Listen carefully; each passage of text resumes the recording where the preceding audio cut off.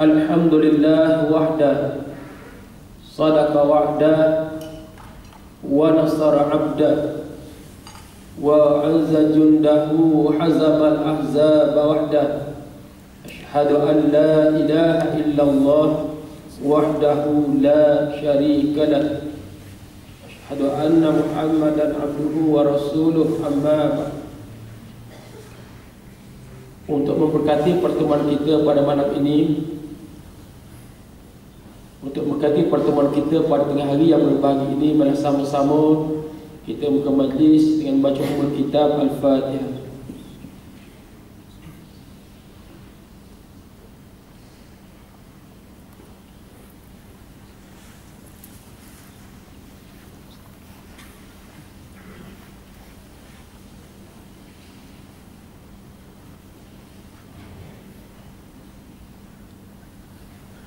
Alhamdulillah, sama-sama kita merayakan, kita menyatakan rasa bersyukurnya kita kepada Allah Subhanahu wa taala yang telah dan masih memberikan kepada kita dengan nikmat iman dan nikmat Islam. Alhamdulillah, kita berhimpun di bulan Zulqa'dah, tuan-tuan sekalian, bulan yang syarat dengan peristiwa-peristiwa besar di zaman Nabi sallallahu alaihi wasallam.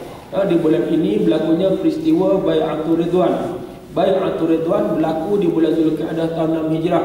Pada bulan dan tahun yang sama berlakunya peristiwa Sulh Hudaybiyah, peristiwa perjanjian Hudaybiyah.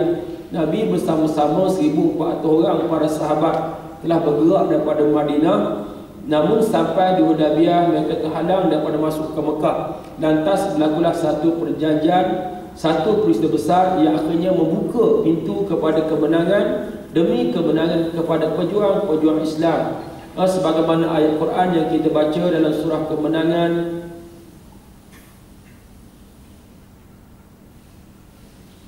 tuan-tuan yang dirahmati oleh Allah sekalian, bagaimana bulan Zulqa'dah juga berlaku Umratul Qadha, di mana 2,000 lebih orang para sahabat Nabi, tuan-tuan daripada Madinah, mereka 3 hari 3 malam bersama Nabi di Mekah, tuan-tuan sekalian. Dan ini merupakan kejayaan, kesan daripada kejayaan peristiwa Sulh Hudaybiyah, tuan-tuan sekalian. Seronok sahabat-sahabat, tuan-tuan sekalian, terutama golongan Muhajirin, mereka dah 7 tahun mereka tak pulang ke Mekah, bahkan sentiasa berlaku pertembungan di antara iman dan kufur, macam peristiwa Yaumul Furqan, perang Badar Al-Kubra, peristiwa perang Uhud pada 7 Syawal hari Sabtu tahun 3 Hijrah, peristiwa perang Ahzab di bulan Syawal tahun 5 Hijrah. Tuan-tuan boleh balik ke Mekah ni seronok kepada golongan sahabat-sahabat yang berhijrah daripada Mekah ke Madinah. Dan tuan-tuan, pada tahun 7 Hijrah juga kesan yang besar daripada dakwah yang berlangsung ini. Tokoh-tokoh besar Mekah ada yang meluk agama Islam. Contohnya Khalid bin Al-Walid, Amru Al-As telah masuk Islam pada tahun 7 Hijrah. Tuan-tuan, di penghujung bulan Zulqa'dah tahun 9 Hijrah, 350 orang sahabat-sahabat Nabi yang dipimpin oleh Sayyidina Abu Bakar bin Abdullah bin Abi Quhafah bergerak daripada kota Madinah. Keluarnya Sayyidina Abu Bakar, tuan-tuan, tiba-tiba turun surah At-Taubah. Surah At-Taubah atau surah Al-Bara'ah, kita tak boleh baca bismillah. Lepas suratul Anfal tu kita baca bara'atun minallahi wa rasulih. Jadi tuan-tuan sekalian, Nabi suruh Sayyidina Ali karramallahu wajhah mengejar rombongan Sayyidina Abu Bakar. Lepas tu dibaca ayat-ayat surah At-Taubah, juga dibaca perutusan Nabi kepada orang yang hadir ke Mekah pada tahun tersebut, bulan Zulhijjah tahun 9 Hijrah. Nabi tak ikut serta rombongan haji tahun tersebut, tuan-tuan. Nabi tak seronok dengan cara puak-puak Arab yang masih kafir. Mereka buat haji cara jahiliah, tuan-tuan. Jahiliah, jahalah tu bodoh, jahil jadi sekalian, bodoh, jahil dalam arti kata tanpa petunjuk, tanpa Alkitab. Mereka tawaf dalam keadaan telanjang. Orang lelaki tawaf pada waktu siang telanjang, perempuan tawaf pada waktu malam telanjang. Mak sekodeng jenuh, tuan-tuan. Jadi muslimin dan muslimat kan dibaca keputusan tahun depan orang kafir tak ada benar akan datang ke Mekah. Nabi pun akan datang ke Mekah pada tahun hadapan. Diberi tempoh 4 bulan kepada orang yang masih kafir di Mekah. Kalau mereka tak nak masuk Islam, lepas 4 bulan tu sila keluar daripada Mekah. Mekah akan digazetkan kepada orang-orang Islam, orang beriman saja. Sampai sekarang lah, tuan-tuan sekalian. Dan penghujung bulan Zulqa'dah tahun 10 Hijrah, satu peristiwa besar, Nabi telah berangkat daripada Madinah pada penghujung bulan Zulkaidah, tepatnya tanggal 25 hari bulan. Umat Islam bergerak pergi ke Mekah tuan-tuan, seramai 18,000 umat Islam. Ada catatan lain menyebut 130,000 umat Islam yang berhimpun dengan Nabi sallallahu alaihi wasallam dalam peristiwa Hajjul Wada, haji perpisahan, haji terakhir. Juga digelar sebagai Hajatul Islam, haji Islam. Mengapa digelar haji Islam? Ada haji kafir ke? Haji munafik ke? Haji fajir, haji fasik ke? Tuan-tuan, tak digelar haji Islam sebab turunnya ayat terakhir Al-Quran surah Al-Maidah ayat 3 yang Allah gambarkan Islam telah lengkap, telah sempurna. Digelar juga Haji Rasul, Haji Rasul. Mengapa digelar Haji Rasul? Inilah haji yang pertama dan terakhir yang dibuat oleh Nabi sallallahu alaihi wasallam. Jadi tuan-tuan, Syekh Dr. Yusuf Qaradawi menarik sebut dalam kitab Fi Aulawiyat, tuan-tuan, fiqh keutamaan, menjadi kesalahfahaman kepada umat Islam akhir zaman. Orang yang ada lebihan harta, lebihan pendapatan, mereka ulang pergi ke Mekah. Buat haji, Nabi sekali buat haji. Sepatutnya dia kata kita guna duit itu untuk membantu dakwah, membantu fi sabilillah. Tengok macam isu sekarang, tuan-tuan sekalian. Teman-teman kita 6,000 lebih dah yang korban di Mesir. Susahnya keadaan, tuan-tuan, Syria ratus ribu dah mati. Kalaulah kita boleh guna, tuan-tuan, lebihan pendapatan kita daripada kita diulang ke Mekah banyak kali, tuan-tuan, kita bantu dakwah dan juga jihad fi sabilillah, pahala cukup besar, tuan-tuan sekalian. Contoh macam mudahlah, minggu lepas Muslim Care pergi ke Mabul Island di Sabah. Tuan-tuan beri bantuan, alhamdulillah, tuan-tuan. Cuba tuan-tuan bayang, umur 13-14 tahun, mengucap pun tak pandai. Dah, bukan tak ada tahap IQ yang baik, lagu Justin Bieber, ingat tak sekalian? Dah, tapi tak erti mengucap, tak erti baca Al-Fatihah. Itu dalam negara kita di Sabah, tuan-tuan sekalian. Mana kalau kita boleh bantu mereka buat madrasah, tempat mengajar agama, masya-Allah, besarnya pahala kepada kita, tuan-tuan, berbanding kalau kita ulang pun ke Mekah, sama ada buat umrah atau ulang ibu haji, tuan-tuan. Ini maksud Syekh Dr. Yusuf Qaradawi, tuan-tuan. Jadi muslimin dan muslimat, hari ini kita bincang isu yang sangat besar berkaitan perih dan duka umat Islam di Mesir bersama kita Ustaz Malik Abdul Malik Abdul Karim, penasihat pemeram dan sekalian. Jadi sebelum kita mulakan talk show kita, saya mempersilakan Al-Fadhil Ustaz Yusuf Syarqawi Al-Hafiz untuk membaca ayat cinta daripada Allah Subhanahu wa taala. Saya persilakan. Ini bekah untuk Imam Dubai ni, tuan-tuan ni. Bukan main kampung untuk Imam lapor dah, tuan-tuan. InsyaAllah saya silakan Al-Fadhil Ustaz Yusuf Syarqawi Al-Hafiz untuk membaca ayat-ayat Al-Quran. Dipersilakan.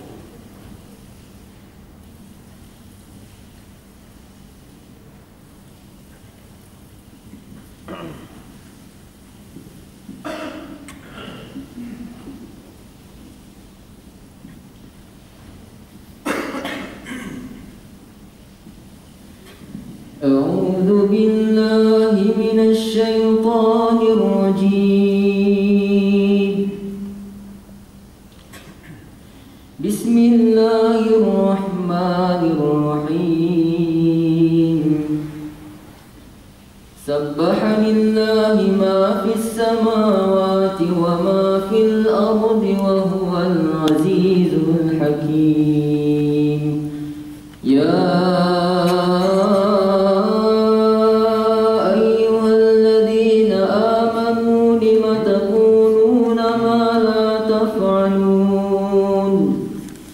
كبر مقتا عند الله أن تقولوا ما لا تفعلون.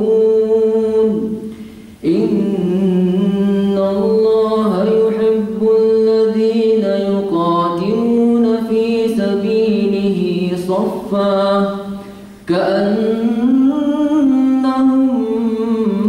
بنيان مرصوص.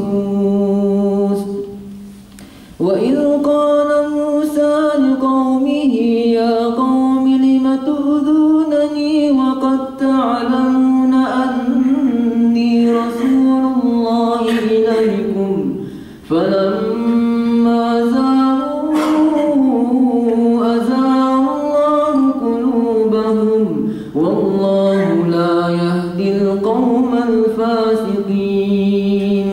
وإذ قال عيسى ابن مريم يا بني إسرائيل إني رسول الله مصدقا لما بين يدي من التوراة ومبشرا برسول يأتي من بعد اسمه أحمد فلما جاءهم بالبينات قالوا هذا سحر مبين ومن أظلم ممن افترى على الله الكذب وهو يدعى إلى الإسلام والله لا يهدي القوم الظالمين يريدون ليطفئوا نور الله بأفواههم والله متم نوره ولو كره الكافرون هو الذي أرسل رسوله بالهدى ودين الحق ليظهره على الدين كله ولو كره المشركون يا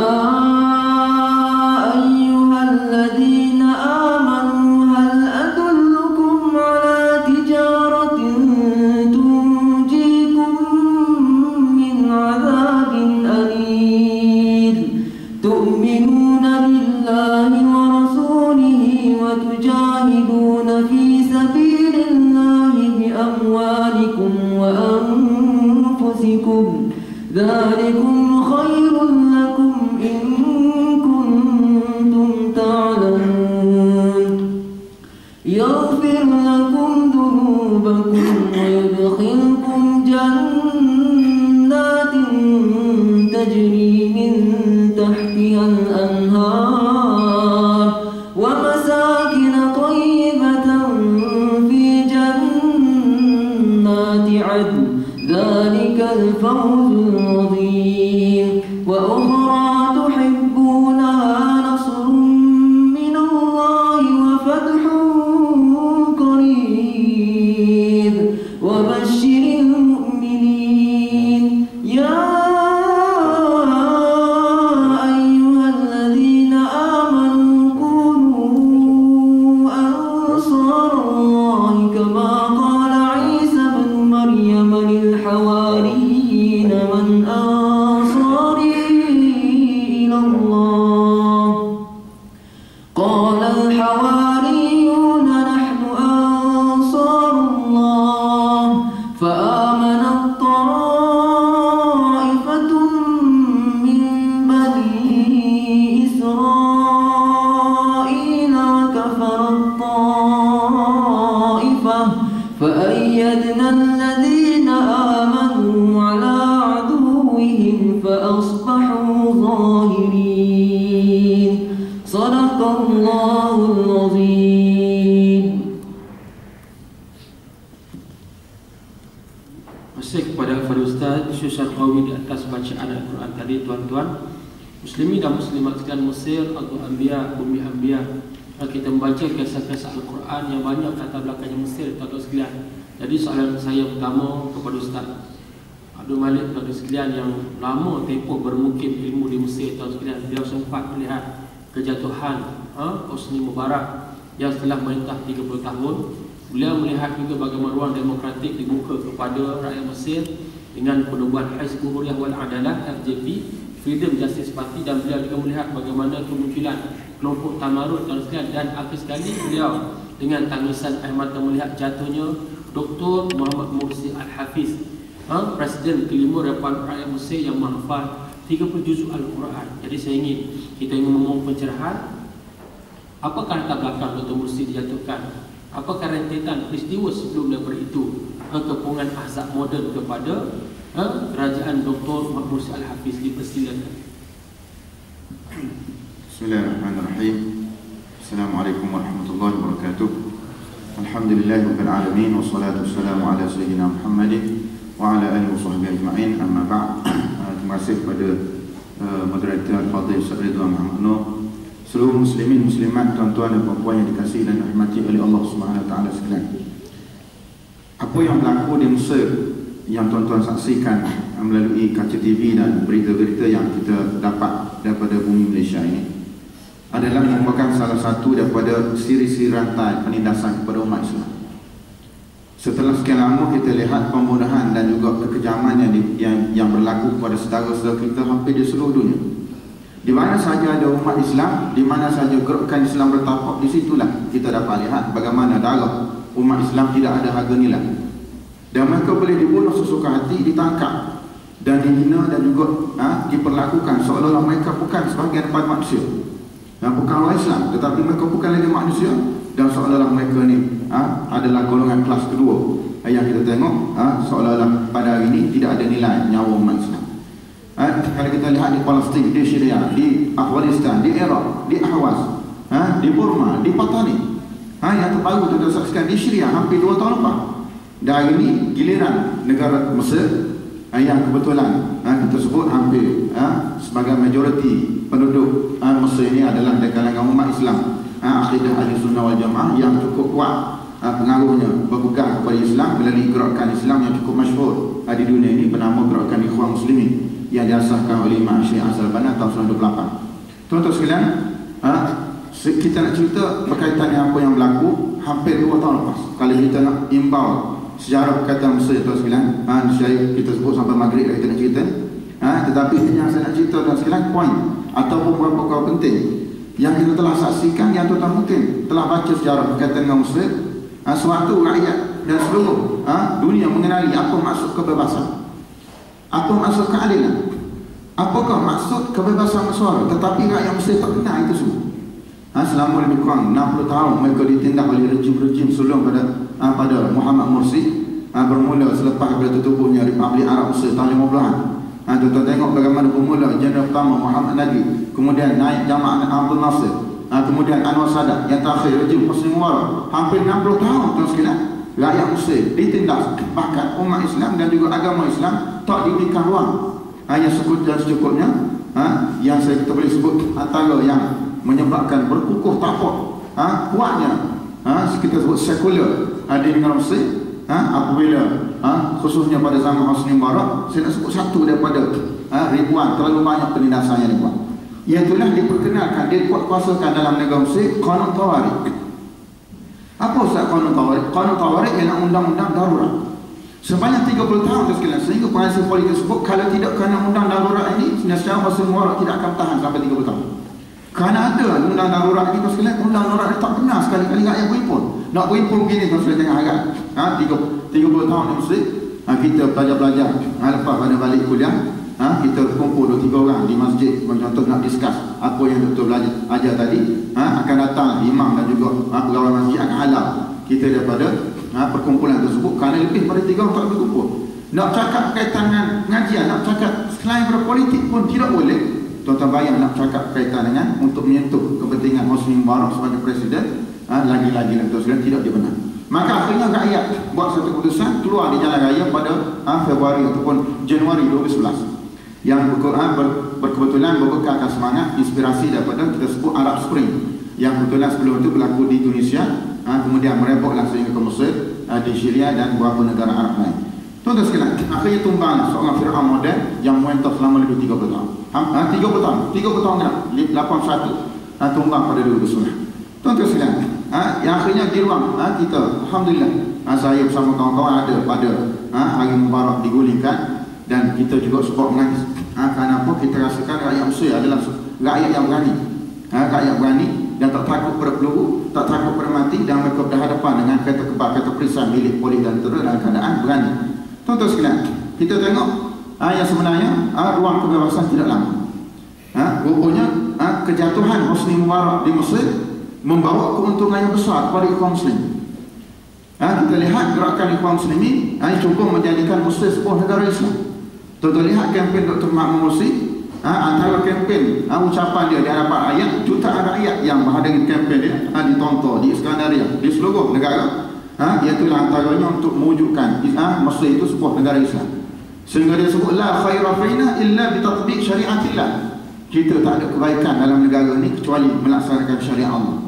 Maka dengan sebab itu, tuan sekalian, ujian pertama yang dapat dilihat bagaimana pada November 2009 sebelum pilihan raya presiden, pilihan presiden Mei 2012, Pada November 2011 dilaksanakan, iaitulah dibuka ruang demokrasi. Tadi Al-Fadhil Sarifan sebut, Ikhwan Muslimin mengasaskan satu politik, parti politik, sayap politiknya bernama Hizbul Hurriyah, adalah Parti Kebebasan dan Keadilan ataupun FJP. Terus sekalian, semalam kita dapat berita sedih, Ikhwan Muslimin telah pun diharamkan, dibubarkan oleh Mahkamah Muslim. Terus sekalian, tak apalah, kita nak sebut sedih pun sedih juga, tapi kita sebut Ikhwan Muslimin hanyalah mata rantai.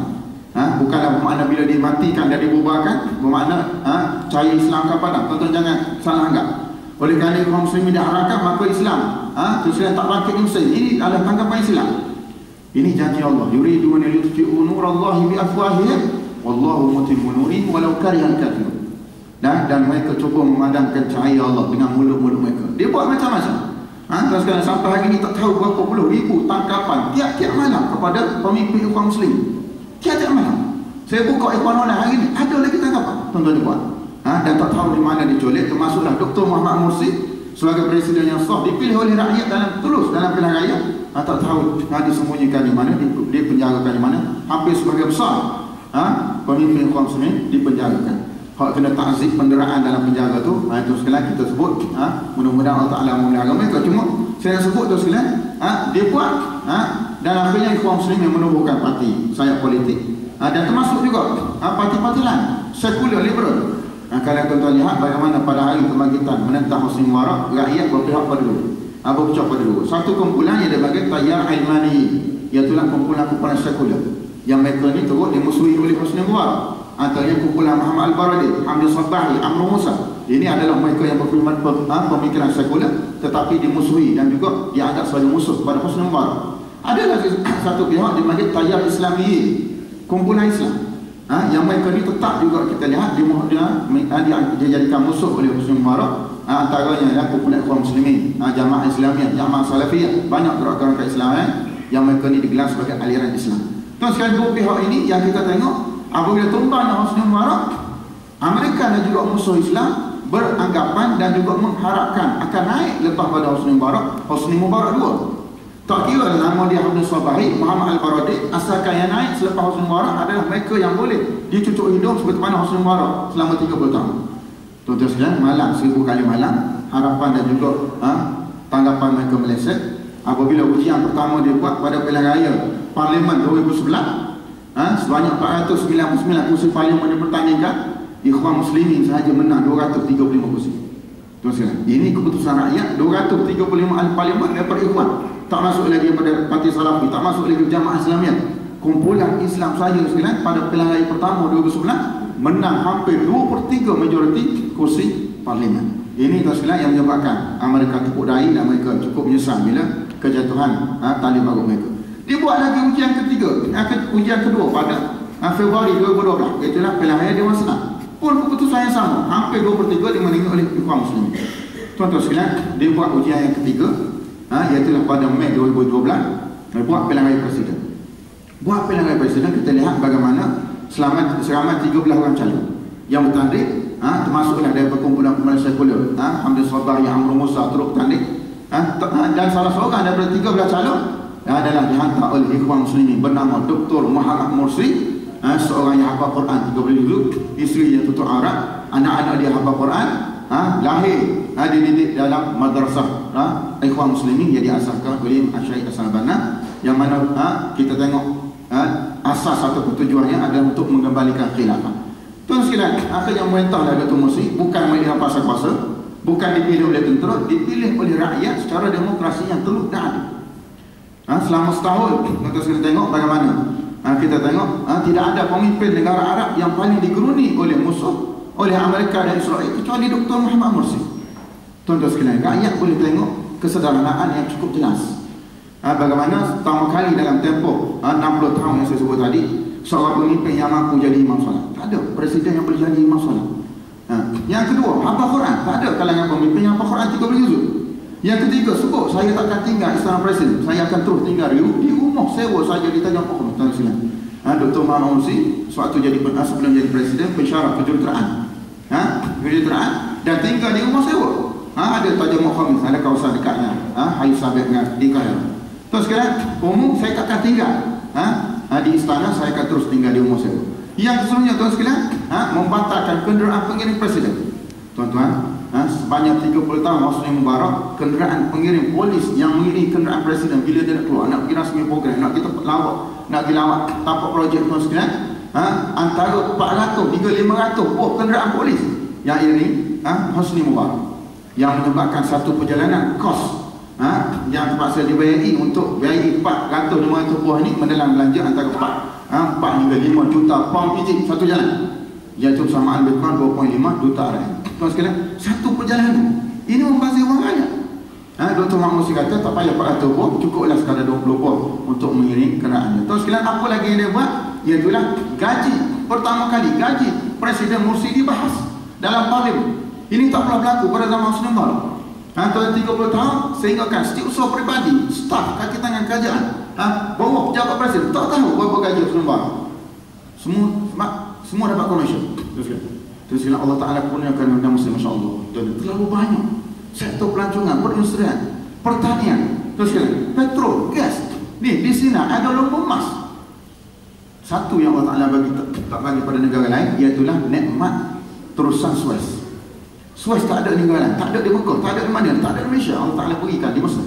Terusan Suez yang cukup strategik. Setahun saja tuan sekalian, income pada negara Mesir melalui terusan Suez saja 100 bilion USD setahun. Mana pergi duit sekarang? Mana pergi? Ini nama terbuk Hosni Mubarak tu bang. Dan akhirnya menyebabkan negara ekonomi negara Mesir merudum dengan teruk dengan sebab penyelewengan yang berlaku dalam negara 30 tahun. Lalu tuan sekalian, kita tengok dengan kesederhanaan dan juga saya sebut tadi, dibahas gaji presiden. Berapa tuan sekalian Mursi ambil sebulan? Tuan sekalian, dibahas oleh ahli parlimen dan akhirnya diputuskan gaji Mursi hanyalah lebih kurang 30,000 pound Egypt sebulan. Besar, convert berapa Ustaz? 15,000 ringgit Malaysia sebulan. 15,000 ringgit Malaysia, ataupun 30,000 pound Egypt. Kita tengok tak simpan dengan ta'if kehidupan rakyat miskin yang telah ramai, yang Mesir susah dengan anak yatim ibu tunggal telah ramai. Tak mustahil untuk membangunkan negara, untuk memberikan bantuan kepada rakyat yang begitu susah. Tapi nak sebut Mursi ketepikan semua itu demi untuk membimbing umat dia kembali kepada Islam. Tuan-tuan sekalian, dalam keadaan kita tengok terlalu banyak rintangan, cabaran, Masya Allah. Saya sebut tadi, usaha daripada luar, Amerika, Israel konflik dah. Kita lihat bagaimana Gaza, dan Ustaz Ridwan selalu pergi ke Gaza, kita tengok bagaimana selama setahun Dr. Mursi mengatakan pintu sepada Rafah tak tutup. Siapa-siapa yang nak pergi atas nama NGO, nak beri bantuan kepada umat Islam di Gaza, tak ada masalah, ada masalah. Ini menjadikan Israel cukup tertekan. Selama setahun bagi mereka seolah mereka hidup seperti 1000 tahun.